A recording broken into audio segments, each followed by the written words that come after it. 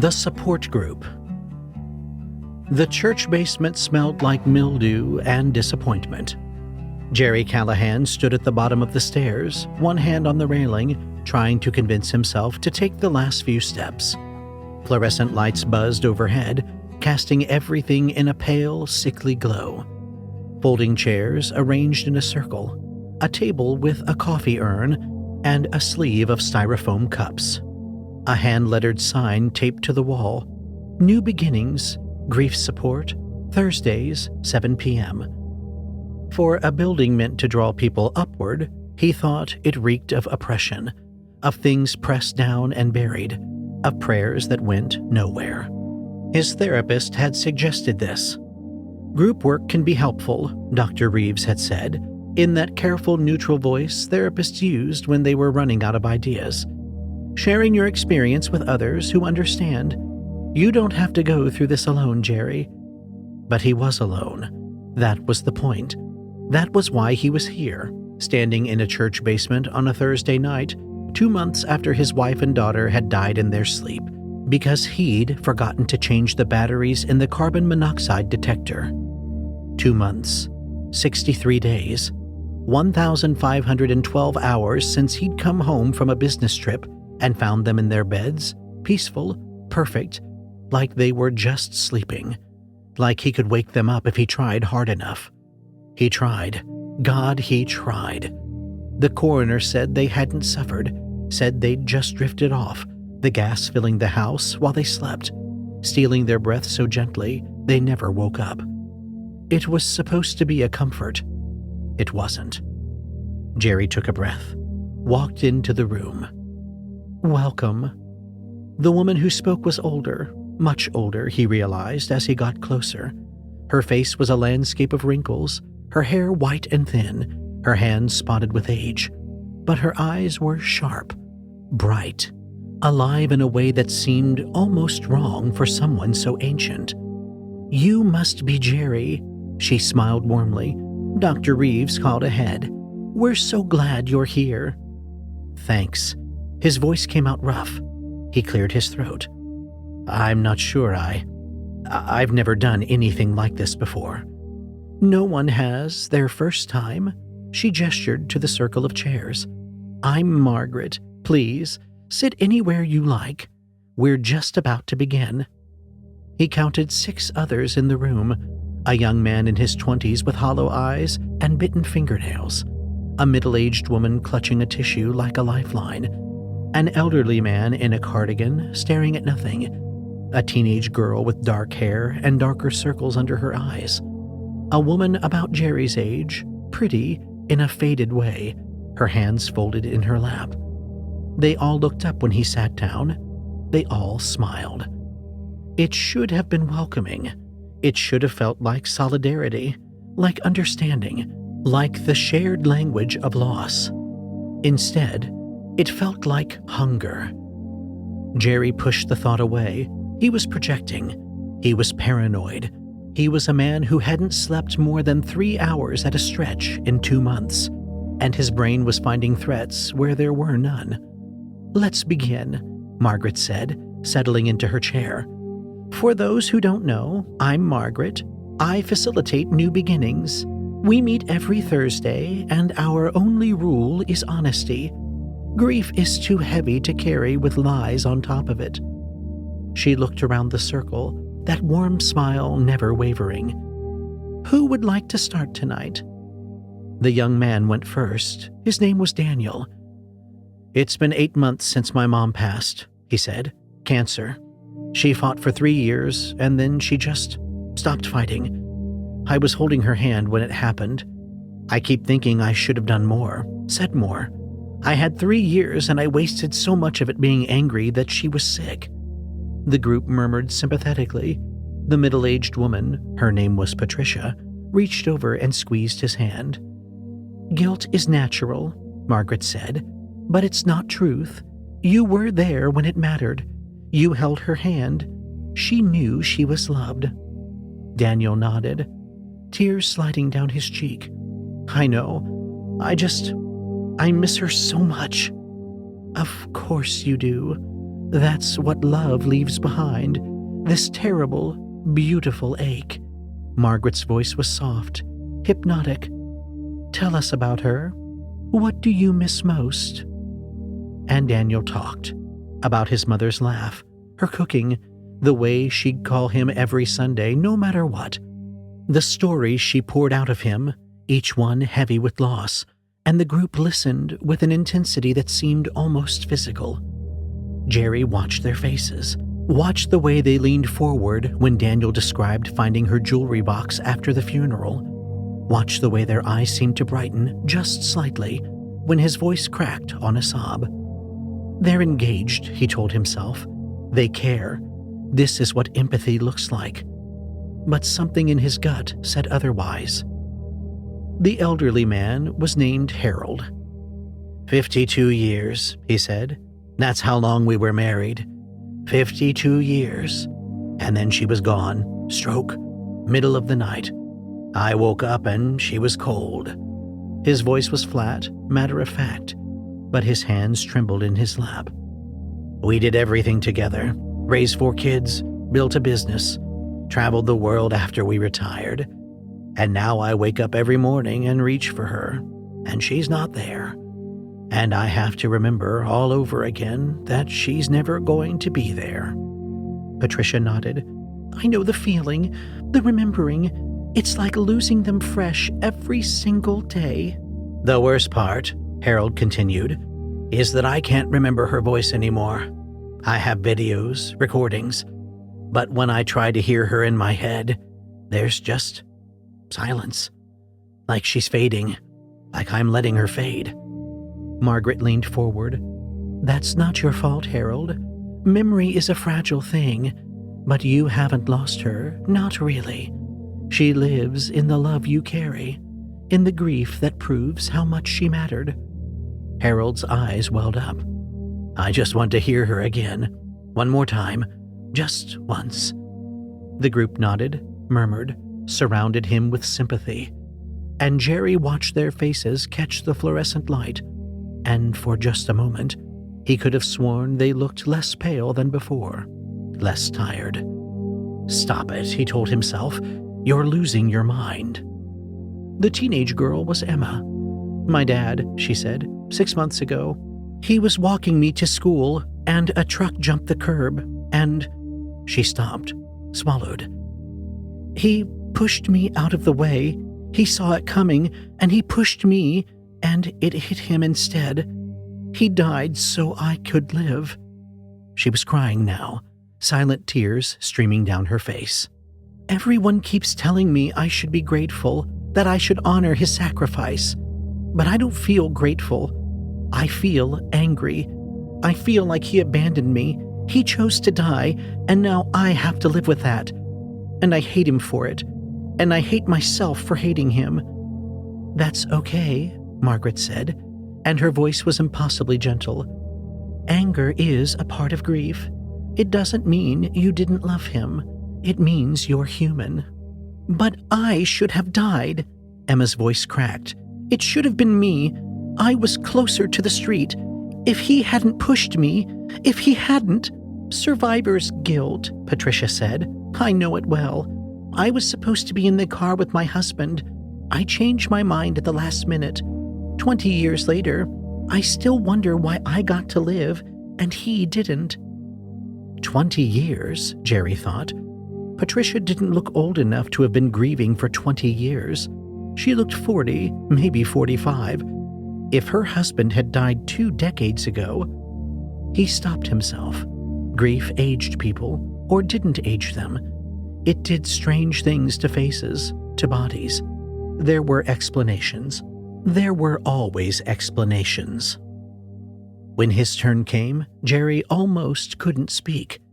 They were all looking at him, all those kind, sympathetic faces, all those understanding eyes.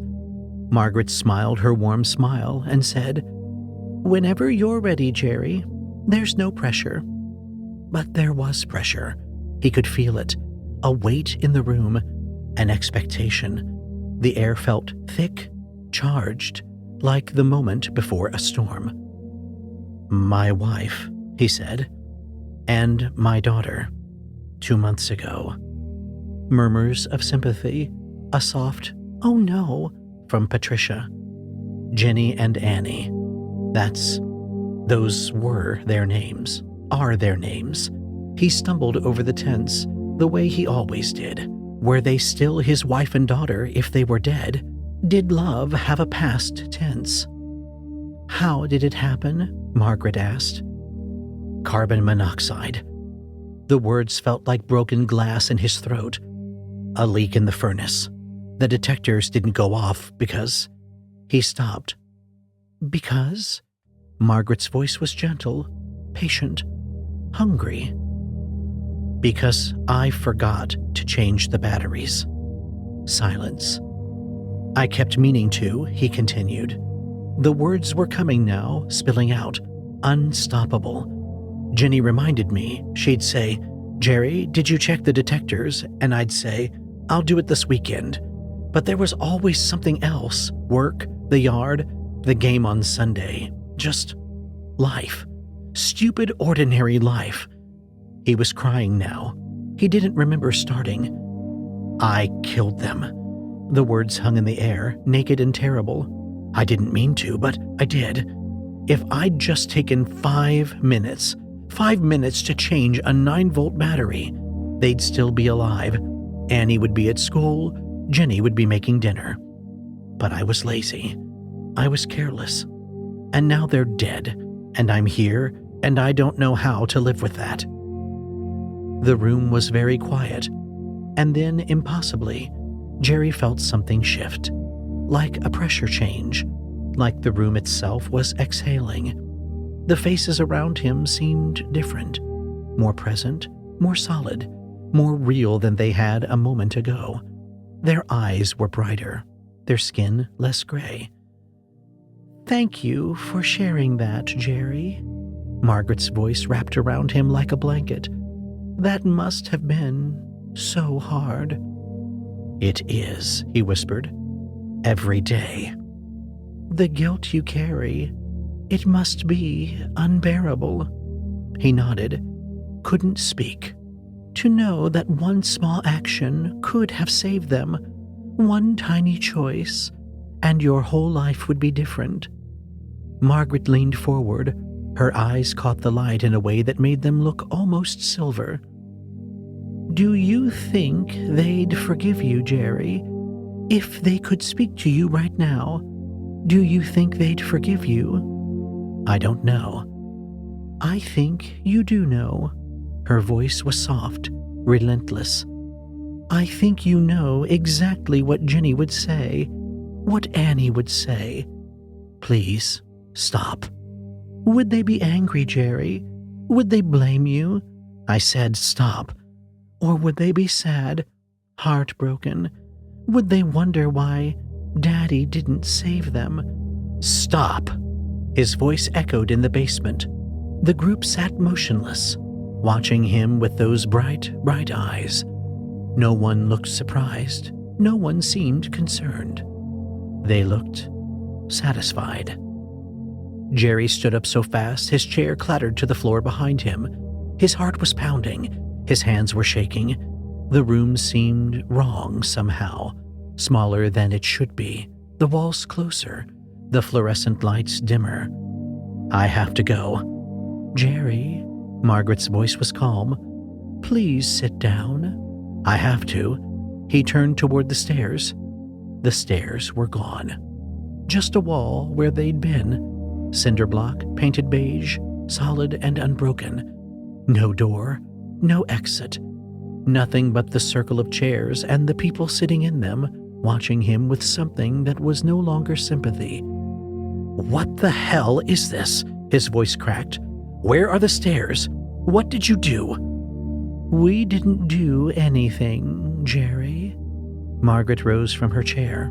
She moved differently now, smoother, less like an old woman and more like something wearing an old woman's shape. "You came here of your own free will. You sat in the circle. You shared your grief." "Let me out." "I'm afraid that's not possible anymore. She gestured, and the others rose too. You see, Jerry, grief is a powerful thing. It's energy. It's substance. It's the price we pay for love, and it never truly goes away. It just transforms, changes into something else. She was closer now. They all were, the circle tightening around him. We've been here for a very long time, Margaret continued, feeding on that grief, sustaining ourselves with it. The newly bereaved are the most nourishing. The pain is fresh, unprocessed, still raw enough to taste. You're insane. You're all insane. Look at us, Jerry. Her voice dropped to a whisper. Really look at us. And he did. The fluorescent lights flickered, and for a moment, Jerry saw them as they truly were. Margaret's face rippled, aged, collapsed into something impossibly ancient. A woman in a rough-spun dress, her hair beneath a bonnet, her eyes hollow with centuries of hunger. Beside her, Daniel shifted, flickered, became a young man in a soldier's uniform, the blue wool stained with old blood. Patricia's modern clothes dissolved into the black dress of a Victorian widow, her face gaunt and pale. Harold stood in the worn garments of a farmer, suspenders over a collarless shirt. Emma's teenage clothes became simple shift, the kind of thing a child might have worn on a homestead 150 years ago. And all around them, Jerry saw others, dozens of them, hundreds maybe, layered behind the visible members of the groups like echoes, like ghosts, like hungry shadows stretching back through time. Pilgrims, colonists, pioneers, the grief-stricken of centuries, all gathered in this basement that wasn't really a basement, in this church that wasn't really a church. We help people, Margaret said. In our way, we take their grief, we take their pain, we take everything, until there's nothing left but peace. No. Jerry backed away until he hit the wall. No, no, no. Yes. She was right in front of him now. You came here because you couldn't carry it anymore. The guilt, the loss, the weight of what you did to your family. Let us take it, Jerry. Let us take it all. Her hand pressed against his chest, cold, so cold, and he felt something pulling, his grief, his pain, his very self being siphoned out through the place where her palm touched his heart. Tell us about Jenny, Margaret whispered. Tell us about her smile, her laugh, the way she looked at you when she thought you weren't watching. He didn't want to speak, but the words came anyway, dragged out of him like threads being pulled from a fraying sweater. She had this dimple, just on the left side. It only showed up when she was really happy. Yes? What else? She used to sing in the shower, badly. She knew she was bad, but she did it anyway. The cold spread through his chest. His legs felt weak. The others had gathered closer, their hands reaching out, touching his arms, his shoulders, his face. Each touch pulled something out of him. And Annie, Margaret's voice was intimate, terrible. Tell us about your daughter. She was 7. He was sobbing now, unable to stop. She had Jenny's eyes, brown, with these little gold flecks.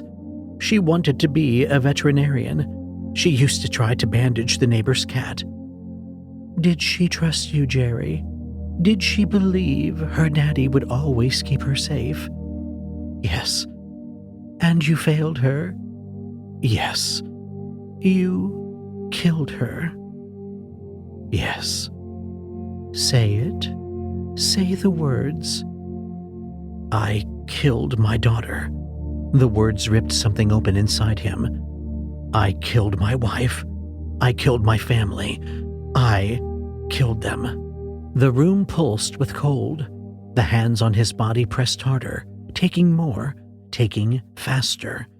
He could feel himself emptying out. His memories, his guilt, his love, his fear. Everything that made him Jerry Callahan, husband, father, murderer, being drained away into the hungry mouths of the dead. "I'm sorry," he whispered. "Jenny, Annie, I'm so sorry." His legs gave out. He slid down the wall, the hands following him, never letting go. His vision was darkening at the edges. His heart was slowing. "It's almost over," Margaret murmured. "Just let go, and you'll never hurt again." He thought about Jenny, about the dimple that only showed when she smiled, about the way she'd fit against him in bed, her cold feet finding his warm legs. He thought about Annie, about her gap-toothed grin, about the way she'd run to him when he came home from work, arms outstretched, shouting, "Daddy, Daddy, Daddy!" He thought about the batteries he'd never changed, the 5 minutes that would have saved them, the ordinary laziness that had destroyed everything he loved. And then he stopped thinking. Darkness. Cold. Nothing. Jerry opened his eyes. He was sitting in a folding chair. Fluorescent lights buzzed overhead. The smell of mildew and disappointment filled his nose. The circle was assembled around him. Margaret in her old woman's face, Daniel with his hollow eyes, Patricia, Harold, Emma, all the others, all watching him with patient, knowing smiles. "Welcome back," Margaret said. Jerry looked down at his hands. They were pale, still. He couldn't feel his heartbeat, because there was no heartbeat to feel. "How long?" His voice came out strange, distant, like someone else was speaking through his mouth. "Does it matter?" Margaret's smile was ancient and kind. "You're one of us now. You'll never have to carry that pain again." She was right. He could feel it, the absence where his grief had been. No guilt, no sorrow, no crushing weight of what he'd done. Just emptiness. Cold, clean emptiness. And something else. Hunger. "Now we wait," Margaret said. "There's always another one, another soul drowning in grief, looking for help that never comes. They'll find us. They always do." Jerry nodded. He understood. The hunger was already growing, a hollow ache in the place where his guilt used to be, a need that had nothing to do with food or drink. He needed grief. He needed someone else's pain to fill the void inside him. They waited. Time moved differently here. Minutes felt like hours. Hours felt like years. The circle sat in silence, patient as stones, while the world above them continued its slow parade of tragedy. And then one Thursday evening, the stairs appeared. Footsteps, hesitant, afraid. A woman descended into the basement, young, maybe 30, with red-rimmed eyes and trembling hands. She wore grief like a coat, wrapped tight around her, suffocating. She looked at the circle of chairs, at the hand-lettered sign on the wall. Is this the grief support group?" Margaret smiled her warm smile. "Yes, dear. This is New Beginnings. Please, come sit down." The woman hesitated. "I'm Sarah. I'm new." "Welcome, Sarah." Margaret gestured to an empty chair. "We're so glad you're here." Sarah walked into the circle, sat down, looked around at the kind, sympathetic faces surrounding her. Jerry felt it the moment she began to speak, the grief pouring off her in waves. Her mother, dead 3 weeks, cancer, so fast, they thought they had more time. The guilt, the regret, the desperate wish for one more conversation, one more chance to say goodbye. It washed over him like warm water, like sunlight after a long winter, like the first breath after drowning. And what had been horror became something else. Hunger, need, home. Jerry leaned forward with the others. His face arranged itself into an expression of sympathy. His mouth opened to offer comfort that was really consumption. "Tell us about her," he said, and his voice was gentle, and his eyes were kind, and the emptiness inside him ached to be filled. "Tell us everything." Sarah began to cry, began to speak, and in the basement of a church that wasn't really a church, in a circle of the hungry dead, Jerry Callahan fed for the first time. It tasted like grief. It tasted like love. It tasted like everything he'd lost, given back to him in someone else's pain. He smiled. The fluorescent lights buzzed, and new beginnings welcomed another member into the circle.